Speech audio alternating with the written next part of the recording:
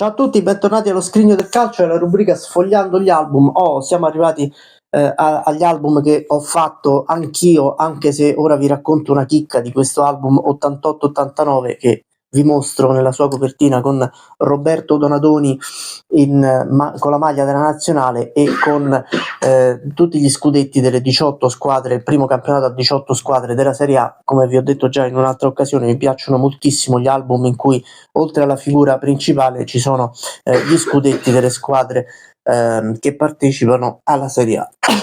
Scusate. Qual è la particolarità dell'album 88-89? Che io l'ho fatto quest'album, ho attaccato le figurine, ma non le ho attaccate nell'88-89. Il motivo qual è? Che nell'88-89 non me ne fregava nulla del calcio. Quando io ho cominciato a seguire il calcio e ho cominciato a fare gli album, mio padre aveva delle figurine di quest'album 88-89 così sparse per caso, credo attaccate su alcune videocassette. E a me piacevano tantissimo per una caratteristica che dopo vi mostro, per come erano fatte. E però ovviamente non avevo fatto l'album, erano passati degli anni, credo che io facessi le scuole medie, quindi parliamo di metà degli anni 90. Allora mio padre che cosa ha fatto? Non so come, ha saputo che si potevano richiedere alla Panini, facendo una richiesta espressa, che ti inviassero l'album, e quindi inviarono l'album con tutte le figurine dell'album, quindi non inviavano i pacchetti. Mi ricordo proprio queste figurine sfuse, inviate a gruppi, quindi di non so 50 figurine con gli elastici e l'album vuoto da riempire. Quindi io passai dei giorni, mi ricordo tanti giorni a casa di mia nonna ad attaccare le figurine di un album di anni prima, proprio per il gusto di farlo. Io ho fatto l'album 88-89 e 89-90 anni dopo. Non me ne fregherà niente di questa particolarità, ma io lo volevo dire proprio per raccontare anche qualche particolarità che ha portato me a fare gli album e anche ad aprire questa rubrica proprio per parlare degli album. La copertina l'abbiamo vista, vi faccio vedere ora come sempre il calendario della Serie A, che è fatto che è molto simile ad esempio a quello dell'87-88 che abbiamo visto la scorsa volta, quindi con verde e bianco, eccolo qui con i risultati, e ovviamente con la grafica più piccola perché ci sono 4 giornate in più, essendo il campionato a 18 squadre. Vedete infatti che sono 17 le giornate, un po' come quando poi dal 2004-2005 la Serie A è tornata a 20 squadre. Poi fatemi sapere che cosa preferite, se il campionato a 16, a 18 o a 20. A me a 16 non piace perché lo trovo troppo corto. A 20 secondo me, soprattutto per il livello attuale della Serie A, mostra delle partite a volte orribili, e ci sono delle squadre che veramente perdono contatto con le altre fin da subito. Secondo me a 18 è il giusto equilibrio, la giusta proporzione per un campionato non troppo corto ma neanche troppo dispendioso come quello a 20. Naturalmente per i diritti televisivi e per il Daner non verrà più ridotto a 18 squadre, fidatevi che non lo faranno mai, anche se continuano a dirlo. Comunque, torniamo all'88-89 perché mi piace, credo che a livello di figurine, proprio di stile delle figurine, queste siano le mie preferite, con questo contorno giallo e la doppia riga con i colori sociali delle squadre mi piace tantissimo, credo che siano le mie preferite queste in generale. Proprio le figurine dell'88-89 a mio parere sono le mie preferite. Ditemi quale secondo voi sono quelle che vi sono piaciute di più proprio come stile della figurina. Questa è l'Ascoli, prima squadra dell'88-89, c'è lo scudetto, c'è la mascotte, ci sono i giocatori e c'è ovviamente la foto della squadra fatta con una maglia tipo d'allenamento blu dei marchigiani. Adesso vi faccio vedere rapidamente anche qualche altra squadra. Vi faccio vedere il Bologna, che è tornato in Serie A in quella stagione, Bologna di Maifredi, che giocava benissimo, eccolo qui, e vi faccio vedere poi ovviamente questo è il Como ed è l'ultimo campionato del Como in Serie A. Mi piaceva moltissimo questo scudetto, diverso da quello che c'è stato successivamente, che c'è anche adesso. Vabbè, adesso sono quelli moderni, completamente diversi. Questa squadra qui del Como è l'ultima in Serie A prima del ritorno poi con Preziosi presidente nel 2002-2003, fece anche tanta Serie C. Guardate Stefano Colantuono, che adesso voi ovviamente conoscete, pelato, insomma, quant'era diverso nell'88-89, e qui c'è un giovanissimo Marco Simone che andrà poi al Milan l'anno successivo, molto, molto promettente.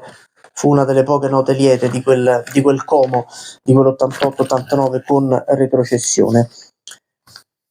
Adesso vi faccio vedere anche l'Inter di Trapattoni, campione d'Italia, la famosa Inter dei record, che vincerà lo scudetto con vantaggio abissale sulle inseguitrici, o comunque vincendo quasi tutte le partite. Era abbastanza inusuale che in quegli anni ci fossero dei rulli compressori come fu l'Inter di Trapattoni.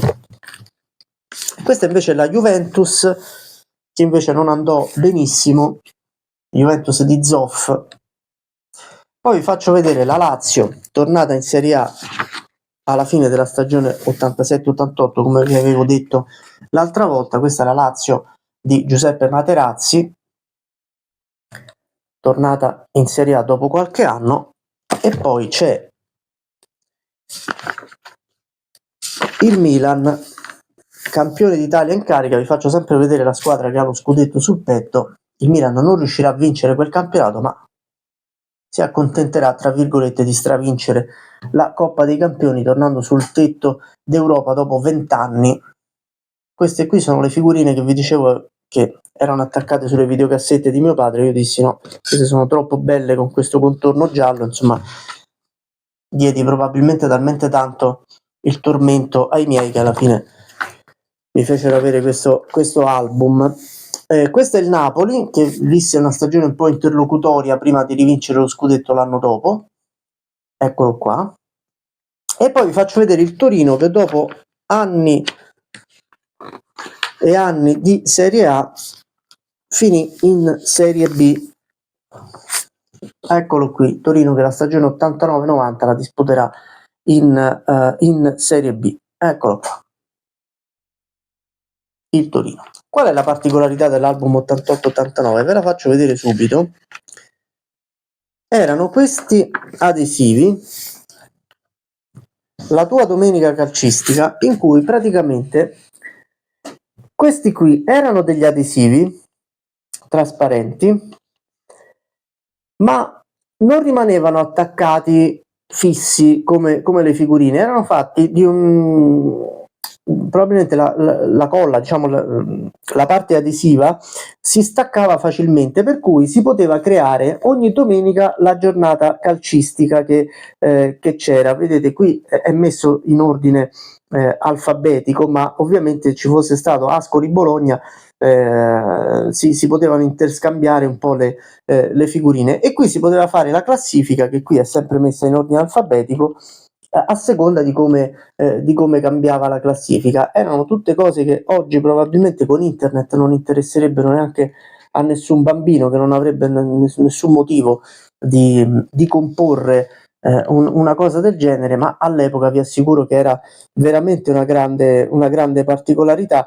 Poi questi adesivi qui ad un certo punto finivano per perdere anche aderenza, diciamo così, alla carta, all'album, e quindi alla fine si staccavano, però era veramente molto, molto carino da fare, da comporre. Probabilmente tanti bambini avranno composto anche la classifica a loro piacimento senza metterci quella reale. E vi faccio vedere rapidamente alcune squadre della Serie B, calendario uguale alla Serie A, composto nello stesso modo. Qui c'è l'Ancona, tornata in Serie B dopo qualche anno, mascotte, scudetto e foto della squadra in primo piano, e figurine doppie classiche come erano all'epoca, insomma come sono sempre state le figurine della Serie B. Vi faccio vedere il Catanzaro con questa bella maglia gialla, una coppia calabrese Catanzaro-Cosenza, come c'è anche adesso, anche se il Cosenza è purtroppo molto in difficoltà. Vediamo se c'è qualche squadra particolare, altrimenti passiamo alla Serie C. Ecco qua, c'è il Licata di cui vi ho parlato qualche tempo fa. Il Licata in Serie B, il primo storico anno dei siciliani in Serie B, e poi vi faccio vedere qualcos'altro. Vi faccio vedere la San Benedettese. Non so se questo sia stato l'ultimo campionato della San Benedettese in Serie B, forse sì. Eccolo qui. San Benedettese è tornata da pochissimo in Serie C, ha stravinto il suo girone della Serie D, così facciamo anche un po' di cronaca, un po' di attualità. Ecco la San Benedettese con,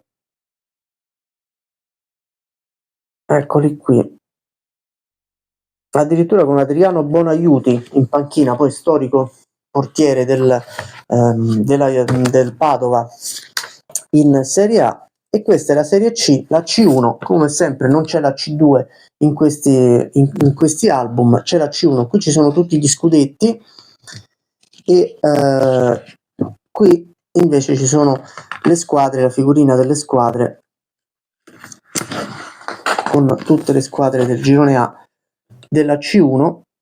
Adesso vi faccio vedere, già che ci siamo, anche anche il girone B. La C2 non c'è, eccolo qui,